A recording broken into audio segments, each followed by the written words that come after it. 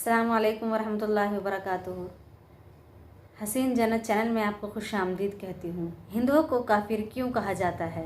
क्या काफिर कहना कोई गाली है? मौलाना अब्दुल्ला सलीम चतुर्वेदी इस वीडियो में हमको बताने वाले हैं। प्लीज़ इस वीडियो को स्किप मत करना। मौलाना आपका ये बयान बहुत ही ज़बरदस्त होने वाला है। काफिर लफ्ज़ क्या हिंदुओं की किताबों में भी लिखा है? और काफिर क्यों कहते हैं? ये सब आज हमें इस वीडियो में मालूम होने वाला है। काफिर लोग समझते हैं कि हमको काफिर कह रहा हिंदू, काफिर मीन से इनकार करने वाला, गाली नहीं है। मैं हर जगह अपने बयान में कहता हूं काफिर गाली नहीं, काफिर का मतलब इनकार करने वाला। किसका? किसी भी एक चीज का।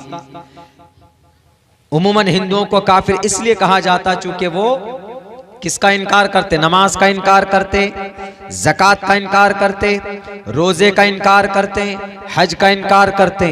हालांकि वो इनकार करते हैं लेकिन and these things are found their book, their holy book and their authentic books. उनकी बड़ी बड़ी किताबों में नमाज भी है, रोजा भी है, ज़कात भी है, हज भी है। वो अलग बात है कि उनको नहीं बताया जाता। अब जो नई किताबें उनकी आ रही है उन किताबों के अंदर इनका मेंशन नहीं है, पुरानी किताबों के अंदर इनका मेंशन है। पुरानी किताबों के अंदर ये बात बताई गई है। यहां तक कि हमारे नबी के बारे में बताया गया, यहां तक कि आपको मैंने अभी बयान किया था, यहां पे हमने कहा था कि अगर आप मोमिन हैं, सुकून चाहते हैं तो आप क्या करेंगे? आप अल्लाह का जिक्र करेंगे। अला बिज़िक्रिल्लाहि तत्मइन्नुल कुलूब। हिंदू भाई क्या करेंगे? वहां उस पंचायत के मुखिया भी थे, तो हमने उनको कहा कि अगर हिंदू भाइयों को शांति चाहिए तो उनको पढ़ना चाहिए कि हेतु ब्रह्मगति स्थान्ति सत्संगतिर्दान विचारतोषा। अगर कोई मनुष्य इस धरती पर ईश्वर के करीब जाना चाहता है तो वो ईश्वर के नाम का वर्णन करे, जिक्र करे। मुसलमान अल्लाह के करीब जाना चाहता है तो क्या करता है? जिक्र करता है। मस्जिद में बैठता अल्लाह अल्लाह बोलता है, या कलमे की विर्द करता है, या इस्तिग़फ़ार पढ़ता है, या कुरान करीम की तिलावत पढ़ता है, तिलावत करता है। लेकिन ये चीजें कब कामयाब है? जब आपके पास ईमान। मेरे भाइयों, हमें महसूस नहीं होगा इस ईमान के बारे में। इस उम्मत का फिरौन अबू जहल सुमैया रजी अल्लाह ताला अन्हा को पकड़कर उनके दोनों टांगों को ऐसे खूंटा गाड़ देता है। कहां पर? मक्कतुल मुकर्रमा के चौराहे पर। तकरीबन 60,000 लोग थे वहां पर उस वक्त में। अब से तकरीबन 1450 साल पहले की बात है। दोनों ऊंटों को दोनों पैरों को दो ऊंट में दो तरफ बांध दिया, ऐसे करके हाथ भी बांध दिए। और अबू जहल कहता है कि सुमैया, तुमको जान प्यारी है कि ईमान प्यारी? उन्होंने कहा कि अबू जहल, मुझे ईमान प्यारा है, जान प्यारी नहीं है। क्यों? कहा कि तुम पागल हो, आदमी जान बचाने की कोशिश करता है और तुम कह रहे हो कि हमको ईमान प्यारा है, जान प्यारी नहीं है। उन्होंने कहा कि एक जान क्या अबू जहल, अगर अल्लाह मुझे 100 जान अता करे तो मैं हर जान को अल्लाह के लिए, ईमान के लिए कुर्बान करने के लिए तैयार। क्या तुम्हें नहीं पता हमारे नबी ने कहा? सुमैया कहती, देखिए, हालांकि जब आदमी की मौत हो रही हो, जब आदमी को सूली पर लटकाया जा रहा हो तो आदमी की वैसे हवा खराब हो जाती है। लेकिन उन्होंने कहा कि अबू जहल, क्या तुझे नहीं पता? मेरे नबी ने कहा, मेरे नबी ने कहा है कि लोगों, इस जमीन पर अगर तुम्हारे जिस्म के टुकड़े कर दिए जाएं, ऐसे काट दिए जाएं, तुम्हारा मॉब लिंचिंग हो जाए, या तुम्हारे जिस्म को आग में रखकर जला दिया जाए, भस्म कर दिया जाए, या तुम्हें ज़िबा कर दिया जाए, लेकिन कभी भी तुम लोग 3 काम मत करना। एक तो फर्ज नमाजों को जानबूझकर कभी भी तर्क मत करना। दूसरे नंबर पर कभी भी शराब मत पीना। अभी जख्मी साहब ने आपको शराब के ऊपर बहुत अच्छा कलाम पेश किया अपनी मादरी जुबान में। ایک شراب مت پینا، نماز مت چھوڑنا، ایک شراب مت پینا، اور تیسری جو نصیحت کی وہ یہ کی کہ اللہ کے ساتھ کسی اور کو شریک مت کرنا، یعنی اپنے ایمان کا سودا مت کرنا۔ میں مر جاؤں گی لیکن میں تمہارے ڈر سے، تمہارے ظلم سے تنگ آ کر میں اپنے ایمان کا سودا نہیں کر سکتی۔ اے ابو جہل، تجھے جو کرنا ہو تو کر لے۔ ابو جہل سردار تھا، ابو جہل طاقتور تھا، مکھیا تھا، جیسے آج کل ہم لوگوں کے مکھیا کا طاقت ہوتا ہے، ایم ایل اے کا طاقت ہوتا ہے، ایم پی کا ہوتا ہے، منسٹر کا ہوتا ہے، چیف منسٹر کا ہوتا ہے، پرائم منسٹر کا ہوتا ہے۔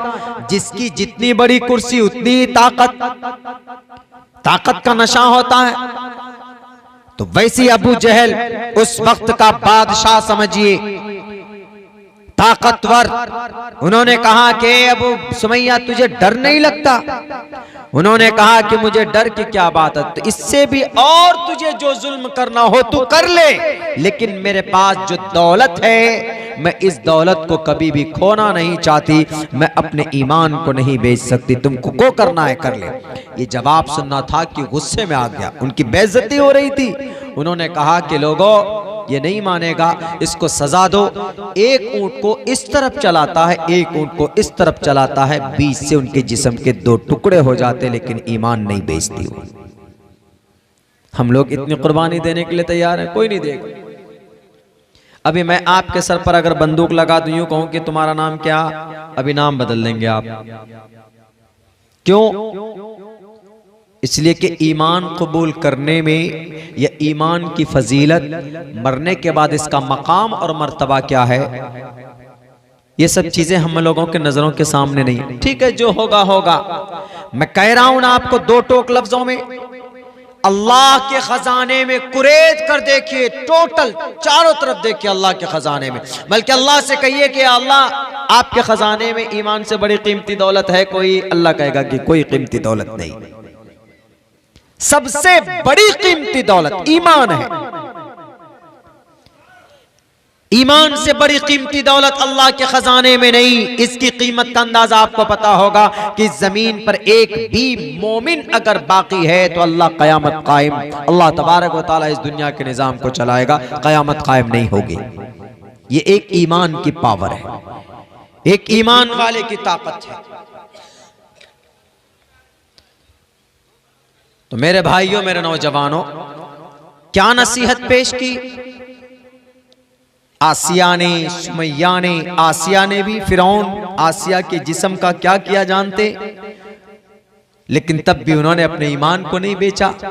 آج ہم لوگ تو جناب کچھ نہیں، نہ ناجائز نہ جائز کچھ نہیں دیکھتے، پیسہ آنا چاہیے، کہاں سے آ رہا ہے، کیسے آ رہا ہے، کچھ نہیں، حلال حرام۔ اگر آپ کی کمائی میں ناجائز کمائی ہے اور وہ پیسہ آپ اپنے گھر میں استعمال کرتے ہیں، روزی روٹی کے طور پر اپنے بچوں کو کھلاتے ہیں، تو آپ کے بچے کے بدن میں جو خون بنے گا وہ حرام بنے گا، اور وہ جسم کبھی بھی جنت نہیں جا سکتا جس جسم کی اس کی پرورش حرام غذا سے کی گئی ہو۔ اللہ کے نبی علیہ السلام فرماتے ہیں لا يدخل الجنت جسد غذی بالحرام۔ بےایمانی کر کے اگر آپ نے اپنے بچوں کی تربیت کی، سود کے پیسوں سے آپ نے اگر اپنے بچوں کی تربیت کی، میری عادت ہے حق بات بولنے سے ہم کبھی چوکتے اور ٹوکتے نہیں ہیں، کسی بھی بھارت کی کسی بھی علاقے میں ہو، حق بات ہے تو کہہ دینا چاہیے، حق بات کو چھپانی نہیں چاہیے۔ اگر آپ سود کا کاروبار کرتے ہیں تو اللہ سے توبہ کیجئے، سود کھا کر آپ اپنے بچوں کو اگر صحیح تربیت کرنا چاہتے ہیں، آپ کا بچہ اگر کسی اچھے پوسٹ پر چلا جائے لیکن مرنے کے بعد وہ جنت کی خوشبو بھی نہیں سونگھ سکتا، اس لیے کہ اس کے باڈی کے اندر جو بلڈ ہے، جو خون ہے، وہ سب کے سب حرام پیسوں سے ان کی تربیت اور ان کی پرورش کی گئی ہے۔ میرے بھائیوں، میرے دوستوں، میرے نوجوانوں، اسی لیے ہماری جو اولاد جو ہوتی نافرمان کیوں ہوتی؟ کبھی کبھی ہم لوگ ان کو حرام غذائیں کھلا دیتے، حرام روزی، حرام پیسے کما کر لے کے آتے۔ 10 रुपए कमाइए, 100 रुपए कमाइए, लेकिन हलाल कमाइए, हलाल रोजी से अपने बच्चों की तरबियत कीजिए, अपने घर के अंदर में खैर और बरकत अल्लाह तबारक व तआला अता करेंगे। लेकिन इन चीज़ों का हमें ध्यान रखना चाहिए। ये जलसा कभी कामयाब होगा।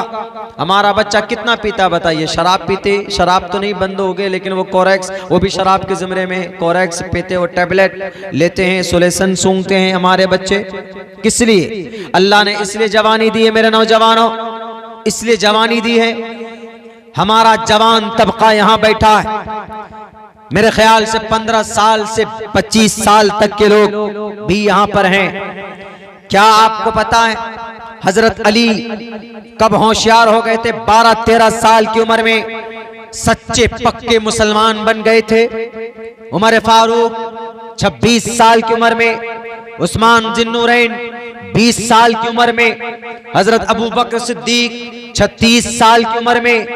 ये राजा ताहिर को लोहे के चने चापने पर मजबूर किया था। कब? ये वादी सिंध में वो मोहम्मद बिन कासिम अस्सक़फ़ी रहमतुल्लाहि अलैह 17 साल का जवान, अंदर से ईमान है, ताकत है, किसी से फिर डरता नहीं है। उम्र कितनी है? 17 साल। इमाम मालिक मक्का के जस्टिस बन गए थे 17 साल की उम्र में। अब्दुल्ला इब्न अब्बास 16 साल की उम्र में कुरान के तफसीर का इमाम बन चुके थे। तो लाइक और सब्सक्राइब करना मत भूलना, और ऐसी रिएक्शन वीडियो पाने के लिए चैनल को सब्सक्राइब ज़रूर कर देना। अल्लाह हाफिज़।